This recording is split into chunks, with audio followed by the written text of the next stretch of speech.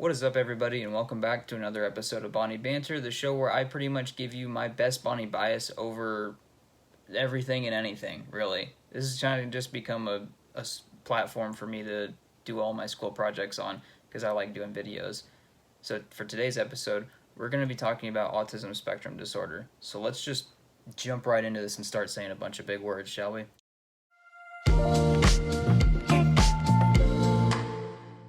Alright, just like with any great award-winning paper that we write in middle school or high school, I'm going to start this off with a definition. The APA, that's the American Psychiatric Association, in 2013 defined autism spectrum disorder as a neurodevelopmental condition characterized by deficits in social functioning and communication with restricted interests and repetitive behaviors. Throw out everything you know that you've seen from The Good Doctor and Young Sheldon, because I'm going to be spitting facts today. This is becoming a much more prevalent exceptionality among children, especially in the US. It used to be like 1 in 1,500 students had it, and now we're looking at more like 1 in 36. And to just put that into perspective of being in a classroom, that means like an average high school class in the US is probably like, 20 to 25 kids? So you're looking at 1 in 2 classrooms. Every other classroom, you're going to have a student with autism spectrum disorder. And I do want to implement the fact that we are moving away from it being a spectrum, yet we're still associating the name as autism spectrum disorder. Let's pull up what we're working with here now. It used to be a spectrum, but it's been decided that terms like high functioning and low functioning are really negative, and so we have the Autism Wheel now, which is a lot better, because what some people tend to do is generalize what autism looks like, and it's not a one-size-fits-all, if the shoe fits, wear it kind of area, and your differentiated instruction is going to have to be a lot different student to student. It's not something that's going to work for everybody. So we have these different pieces of the wheel here, and if it helps to lay it out, you can still see it as different spectrums, if you'd like to, if that makes it easier, where these are just segments of the pie chart where the slide goes up and down depending on these different areas. So a student with autism spectrum disorder might have a higher executive functioning, but they might have lower stims. They might have higher relationship differences and low communication differences.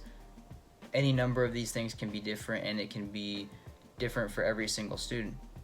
Another important aspect to keep in mind with autism spectrum disorder is that it's uncurable, and it's something that will last through your whole life, and it's not something that can be medically treated, but it's more like stimulants and depressants, anti-anxiety meds, stuff like that. It's not something that you just pop a pill and all of a sudden it goes away, and it's not something that's going to heal over time, nor is it really debilitating by any means. But we need to talk about what implications this has for the classroom, because general education is starting to become a much more inclusive environment, meaning that students with exceptionalities of all types are finally getting more incorporated into the general ed classrooms.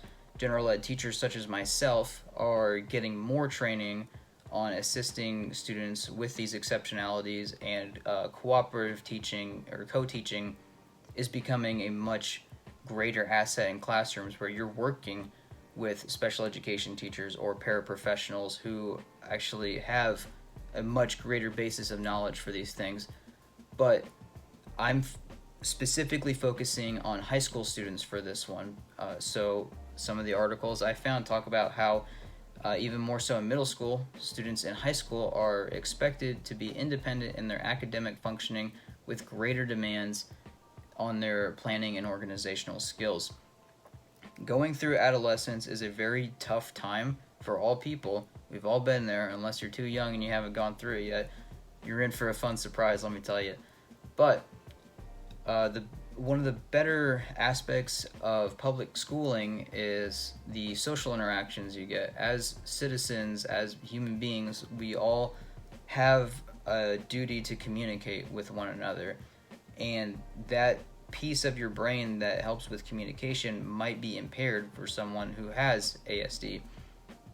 So when you're not learning to connect with groups and the environment is not comfortable for you to share, learning can't really take place, and this is going to affect your cognition and other developmental skills that you're going to need. So we need to find ways to differentiate our instruction to make it a more uncomfortable, more inclusive environment for all students. One of the things that you can do for this is actually change the physical layout of your classroom altogether. What I have in my office, if anyone else came in here and saw this, it's either a paradise for them or it's a complete disaster. I have Funko Pops of all different types of shows, games, movies, and other media. I do not have one full set. I have action figures, I have trading cards, I have posters, Bionicles, Legos. I have a lot of different stimulating things about my special interests that make this place home to me, so that I can always look around for inspiration and I can feel like I have pieces of my interests around me all the time. Incorporating those special interests with your content is how you get students more engaged, instead of just giving them one path and telling them this is what you must learn. We have curriculum as a whole, and from that we can break it down to our what that we want to teach. What is it that teachers want their students to get out of the lesson plan that we've prepared for them? And that also takes backup research and multiple sources.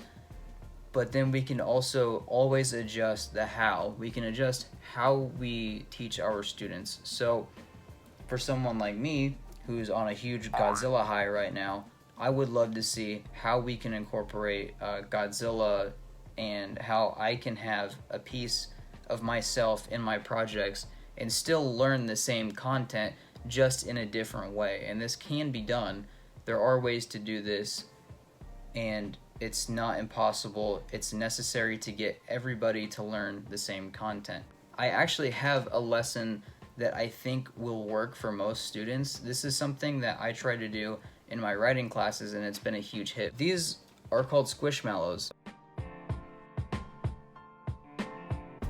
So they're these little stuffed animals that are usually some kind of animal, and they have a tag on them that actually comes with a little story on the inside. And so for some of our writing workshop days, if I want to teach my students how to write stories, I will pass these around as a tactile object that they can feel. It's usually soft and comfortable, and they're just fun to look at and play around with a short story that's not too hard, not too challenging to read, that we can then highlight aspects of it that are important to add on to this character's personality before we start developing our own characters. This has been a huge hit with a lot of different age groups, and especially for something that's a pair and share, where I get students to share one of these and talk with one another. They seem to like it a lot, and they get a lot out of it, and they're usually happy to see my Green Army duffel bag or my laundry bag full of my wife's squishmallows that I stole. So something like that, if you can engage students with something that helps with their special interests. Also, you'll see for a lot of students with ASD, there can be problems with stimulation, overstimulation, sometimes even understimulation.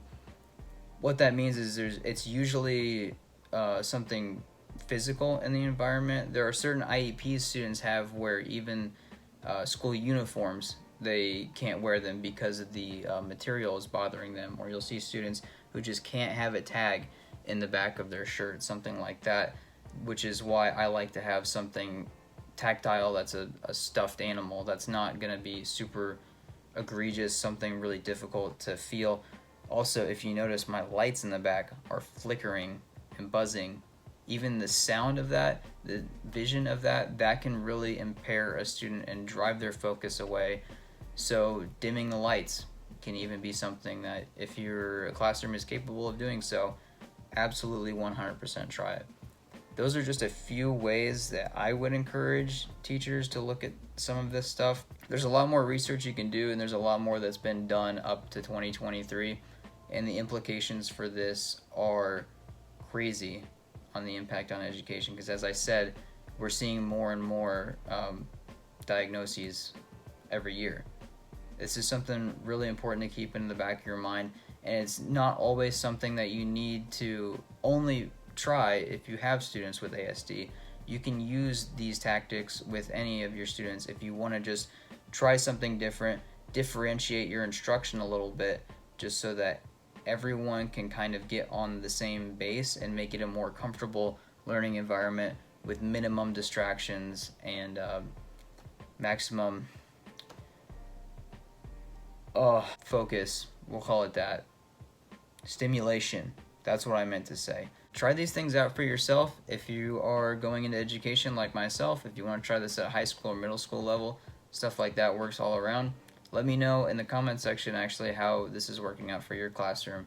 And if you have any advice for me, please, I'm all ears, and I want to know how to make my classroom as efficient as possible.